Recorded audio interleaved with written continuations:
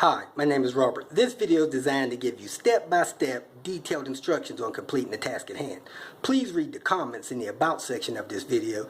It has valuable information and updates. My YouTube channel has a disclaimer video that I encourage you to watch. And please like, share, and subscribe. I hope you found what you're looking for. Thank you very much for watching. In this video, I'm going to talk about your options with obtaining a battery for your vehicle, specifically a used battery. So I'm on the road, I drive a couple days, I'm in Cincinnati, a couple days later, somewhere in the afternoon, I left my parking lights on, come out the next day around 2 in the afternoon, parking lights still on. Bad sign. Come inside, turn the key, everything seems to work. Turn the key to try to start the car, nothing. It just dies down. My battery's dead. So I look over at my scan gauge, and my volts on my scan gauge was reading not this 12.4, but it was actually reading like 7.9, and when I tried to start it, it dropped down to 7.2. My voltage over here on my boost gauge was also reading 7.9. So I drained my battery down too low to start my vehicle. So even though I had all my dash warning lights, I did not have the ability to start the car. It was just not enough volts to operate the starter, fuel injectors, and stuff like that. There's a video link below that shows you how to deal with determining if your battery's dead or your starter's dead. Nonetheless, if you turn the key and the car's not cranking, 99 times out of 100, you got a bad battery. At any rate, I had jumper cables, so I jumped the car, drove to Louisville. Hour-and-a-half drive, hour 50 minutes. Was able to start the car to come back. Came back, the car sat overnight, and after the overnight stay, the car would not start the next day, even though I had everything turned off. So my battery must have been weak, leaving those parking lights on, finished it off. Now, even though it gets charged up, it won't hold a charge enough to function the car properly, so I need to replace the battery. Okay, so here's my situation. I have a battery that I installed in my car 2 months shy of 3 years ago. I paid $25 for that at the junkyard. I'm out of town, 1,300 miles from home. I'm supposed to go out of town from here to Chicago in a couple days, so I really don't need to be messing around with a battery that's probably going to fail for me. So what I'm going to do is I'm either going to get another used battery or go buy a new one.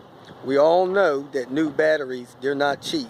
They start at about 110 and go up to about 220 or so. But the used batteries at the junkyard, the used ones are $25. The reconditioned ones are like $50. So I decided to go to the junkyard and pull a battery. Now the first thing you should do is check your owner's manual, see what kind of battery they recommend. On my vehicle, 12 volt of course, capacity 520 minimum cold cranking amps, and then certain models and this other information. It doesn't actually give the specific size battery, but if it does, get that size. If not, get online, check some of the battery replacement websites to find the proper battery that'll fit your car. Now, this is the initial used battery that I purchased. As you can see, salvage yard markings on it, but it is a Walmart style Everstart battery, 2-year free replacement, and that's the size fit. Well, that size didn't fit in my car, but I was headed out of town, so the most important thing is that your positive and your negative are on the size that you need, and that the battery mounts the way you need it. The cold cranking amps is 650, so it meets the minimum, and that's a different capacity thing. So I purchased this battery, $25 plus fees. The battery cost me less than $30. The nice thing is, with most batteries, you can see the month in the year that that battery was actually sold from the retail store. So this was a Walmart battery, has a Walmart 2-year replacement warranty, and it's only 2 months old. So if I wanted to, I could keep this battery. If something happens to it, I could clean off that salvage yard sticker, take it to Walmart, get it replaced. I do it all the time. Now, at the salvage yard, they give you a 30-day warranty normally on used batteries and a 90-day warranty on reconditioned batteries. So even though this battery didn't fit, it got me to Chicago and back. I'm now back in town. Guess what? I've only had the battery for a week. I go back to the salvage yard.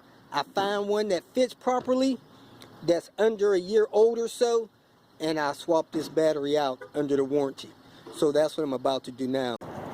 If you do like I did and you went to the junkyard, they had one that had the post where you needed to have it, so it worked, but it wasn't the right fit size, so it didn't fit in your battery tray locking system properly. Keep your receipt handy, put it in your wallet, put it in your glove box, put it in your armrest, and return to the junkyard a couple times within your 30-day warranty. And as soon as they have one that's new enough for you with the sticker and that'll lock into your tray right, swap it out. Until then, you do not want this battery bouncing around in your engine compartment, so you want to tie it down. Put a strap around it, a small tie-down strap, small rope, something hard, bungee cord. Get that battery tied in there so that it doesn't bounce around and cause any sparks or fire or anything like that. So you get the appropriate tool, you take the negative loose, remove it from the battery post. Then you take the positive loose, remove it from the battery post, lift the battery out, and if you're a lady, you don't want to carry this thing, over to the entrance, you could go inside of the salvage yard. They should have a cart or a wheelbarrow, or they may even send somebody out to carry it out for you. So if you got your car jumped, you went to the salvage yard, you want to go inside first or call them to make sure they have one that'll fit your vehicle. And if they got the right size and stuff like that, almost every salvage yard sells used batteries. Well, surprise to me, I just found out that the salvage yard does not want you doing photos or videos on their facility. So, no big deal. I'll go ahead and explain it from out here. When you enter the facility, normally they have a rack display 3 or 4 high, or two or 3 high of batteries. One section is the used batteries that they actually test and make sure that the battery is not damaged, doesn't have any bad cells. The other side has reconditioned batteries, meaning that these batteries were damaged. They sent them to a battery rebuild facility. The rebuild facility opens the batteries, replaces all the cells in the batteries, reseals the batteries, and sends them back to the salvage yard for resale. Those batteries may be as good as any new battery that you ever buy. I don't know. Haven't heard any complaints about them. The used batteries are tested and recharged, so these used batteries do not have any bad cells, and they're charged up real good, so they're good to go. Now, batteries, if you don't abuse them, they typically will not fail on you. But if you ride around overloading them with, extra large power amp, stuff like that, leaving your lights on, listening to your radio with the car not running, all those things, all that stuff kind of wears on the battery and wears it out. So what you want to do when you get inside the facility, look for a name brand battery if you can. The kind that your car has, Interstate, different kind of things like that. Those batteries are probably better batteries.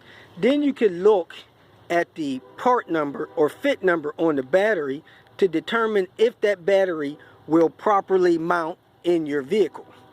On mine, I bought a 36R. I should have bought a 47 or a 48, and that would have locked into my battery tray.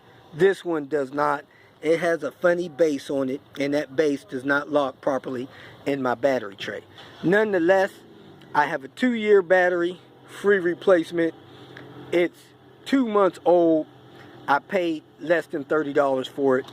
And let me go ahead and show you my receipt for the battery. There's my junkyard battery receipt, $29.35. I gave them my old battery as a core. If you don't give them a core, you'll have a core charge. But nonetheless, I gave my old battery. That's what it costs. I come out, I hook my battery up. I've been to Chicago back. This battery is displaying no problems at all.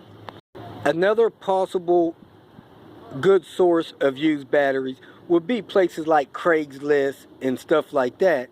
But at any rate, you can get a good used battery. Make sure the posts are on the sides that you need them. It has the count of mounting posts that your battery uses, and 9 times out of 10 you can find a perfect fit battery for your car that'll last 3 or 4 years if you don't abuse it. I've bought brand new batteries from a retailer that didn't last 2 months, so I'm not too good to get a used battery, especially when I need to save $100. That's the inside of a battery without the cells in post, and then the top of the battery is sealed on like that. So if you got any questions, go ahead and post them, and I hope this helps. If you feel that this information was useful, please like it and share it with your social media friends. You can subscribe to my channel so that you will get notifications of future videos that I post. You can follow me on Twitter, and if you need to contact me directly, please visit my website. And if you have any questions, leave them below, and someone or myself will reply to them. Again, thank you very much for watching.